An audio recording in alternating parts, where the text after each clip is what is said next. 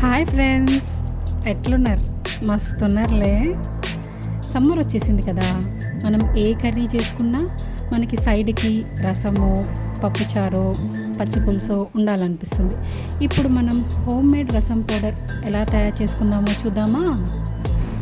ఒక కడాయి తీసుకొని ధనియాలు వేయించి లో ఫ్లేమ్లో మెల్లిగా వేయించుకోండి. నెక్స్ట్ పక్కన పెట్టుకొని కందిపప్పు, మిరియాలు, మెంతులు 1 by 1 మెల్లిమెల్లిగా వేయించుకోవాలి.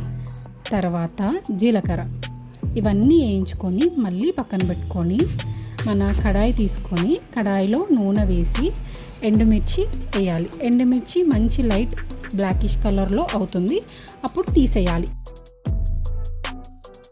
ఒక 2-3 అవర్స్ తర్వాత గ్రైండ్ చేసుకోవాలి. హోమ్ మేడ్ రసం పౌడర్ రెడీ.